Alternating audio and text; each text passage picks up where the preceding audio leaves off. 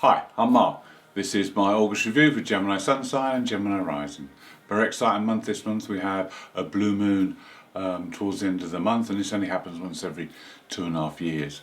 And to start the month we have some exciting news for you Geminis, because not only do we have your ruler Mercury conjuncting the Sun, which is a real boost for you, we also have these two planets making a positive aspect to the moon's north node, which is in your first house. So this is a fantastic opportunity to grow and evolve as a person. Even if you feel contented with who you are at the moment, don't let this opportunity go by to advance yourself even further. There's only one disadvantage, is the aspect between the Sun and Mercury is opposite Saturn. So there may be some limitations that are put up for you to overcome, and these will probably be in your beliefs. It may be your own beliefs, your own mind, your own thinking will be a stumbling block for you if you can't overcome this. On the second, the desire for change is amplified with Venus making an aspect to Uranus, and there's a bit more excitement needed, and you need to generate that. On the third, there's a chance for you to shine, show what you can do, especially amongst friends and colleagues. Use your charm and opportunities will come your way. Then on the fourth and the sixth, Mercury and the Sun make a square to Uranus. Now this can be an exciting time with new ideas, new things coming in, but it can also be a negative time when because your unconscious may be wanting to tell you something. If it needs to change, then it will tell you, and it may be you trip over or you bang your head, and you need to think what you're thinking about at that moment, because that could be a clue as to where you need to make changes.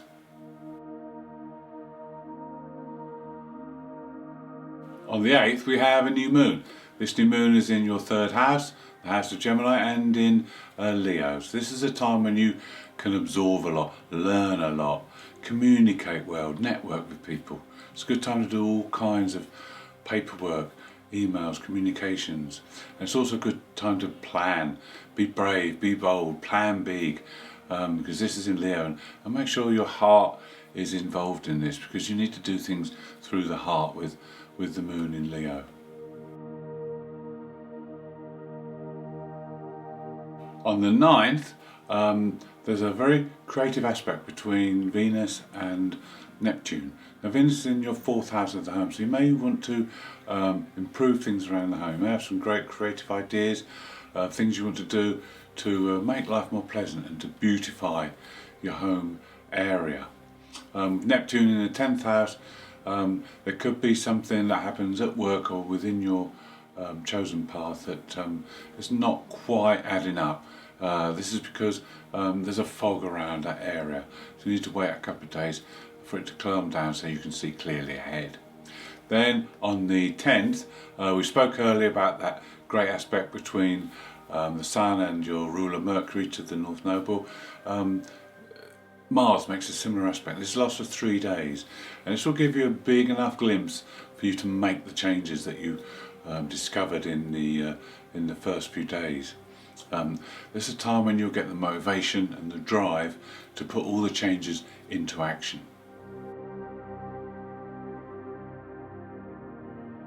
On the 11th, there's a day when you could be magnetically drawn to someone, and there could be intense sexual desire in the air, because Venus makes a positive aspect to Pluto. Pluto's in your 8th house, so it could be someone who's very powerful. Then on the same day there's an aspect between Mercury and Jupiter, but this is going to be quite ineffective because Mercury's at 29 degrees and very much weakened with this aspect, but it might help you to see the bigger picture. Mercury moves into Virgo on the 13th and immediately makes an aspect to the black moon Lilith. Now you have to just be careful what you say on this day, because you could land yourself in hot water. You need to engage your brain before you speak. There are a lot of aspects to the moon's north node this month. Mercury, your ruler, makes one on the 16th. This means a door may open for you, and if it does, don't overanalyze things, don't hesitate, just go through it, take that leap of faith. Then on the 18th, Mercury comes together with Mars. This is a time when you'll be mentally stimulated, and you'll be able to communicate very well and with purpose. So it's a good time to throw yourself into something, especially around the home, because these planets are in the home area. Also on that day, Venus, who's now moved into your 5th house, makes an aspect to the black moon Lilith. Now when these two are together, they like to create a little bit of drama, and it's a good time to socialise because of that 5th house, and love as well is a good time for love, and it's also a great time to meet someone new or to meet new friends, and socialise and generally have fun. It's a very optimistic and cheerful day on the 19th because the Sun makes an opposition to Jupiter, and these are across your learning houses. So it's a good time to learn something new, expand your mind, broaden your horizons a bit. It's also good to take in religious or philosophical studies and look at those. And then the following day is also a day for explanation and discovery, because Mercury makes an aspect to Uranus in the 12th house, so you can look at things that are beneath the surface, that are hidden or taboo, and delve into those and gain some new experiences. You might also be able to work with your unconscious on this day.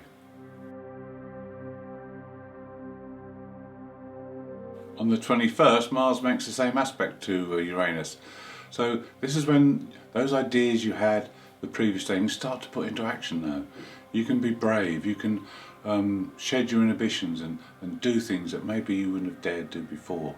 Also, on the same day, Venus makes an aspect to the Moon's North Node, so you can expect synchronicity to happen on this day.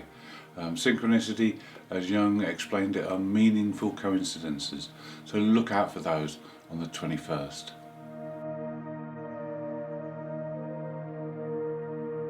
On the 22nd we have a fantastic day. It's a blue moon, and this only happens once every 2.5 years, and this blue moon's in Aquarius, your fellow air sign, so the element of air will be intensified. This is the mental faculty, so you'll be very sharp, you'll be very alert. Now this blue moon in Aquarius will highlight any planets you have in Aquarius and the house that Aquarius rules in your chart. For you Geminis, it will be the 9th house. So this is the house of Jupiter, and Jupiter is in that 9th house for you. And Jupiter will expand everything it comes into contact with, and coming in contact with the blue moon will make it an incredibly super moon, full of energy, full of dynamic energy. So we have to look at also where you were in the past. Where were you on the 24th of July? What was happening then? What were you doing? What were you working towards? Because this was the initial stage of completion. The blue moon will finish all that off. And also any projects you've been ongoing for maybe even a year or 2 years can now come to fruition, and you'll gain and reap the benefit of your harvest. On the 24th, Mercury makes an opposition to Neptune.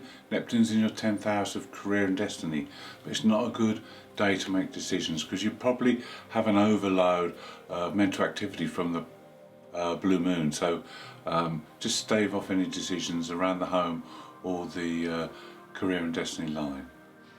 Then on the 26th there's a chance to investigate things more fully. Mercury makes an aspect to Pluto in the 8th house, so this is a time to delve deep and look underneath the surface of things.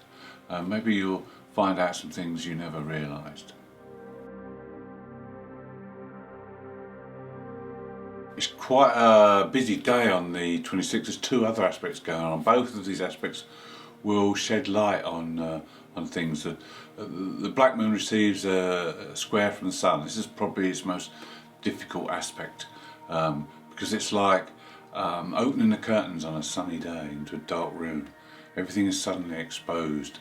But this is good because you can use this insight to see where things need to be changed. Also on that same day there's an aspect from Venus with an opposition with the Chiron planetoid. And Chiron's in that 11th house of friends, so this is a chance when you can see into your friendships and relationships there, and see where there might be some things that have spilled over from the past and need sorting once and for all so that you can move forward.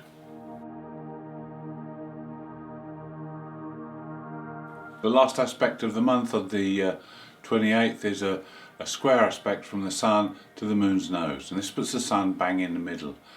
This can be quite a challenging aspect because it's formed a T-square, but it has the advantage of allowing you to balance the past with the future. And the way to do that is to live in the here and now. This is your task, to be in the here and now. And when you're in the here and now, things will open up for you. There could be important decisions that you have to make at this time, important decisions regarding your future. There could be information gleaned from the past that gives you the knowledge of what you should be doing. Also, there could be a reoccurring situation, something that comes up that gives you a feeling of deja vu. Maybe you didn't handle it right last time, so now is the time to get to grips with it and handle it correctly this time. Thank you for watching. Hope you've enjoyed the August review. If you'd like to see more, please subscribe. If you'd like to leave me a comment, I'll be glad to hear from you.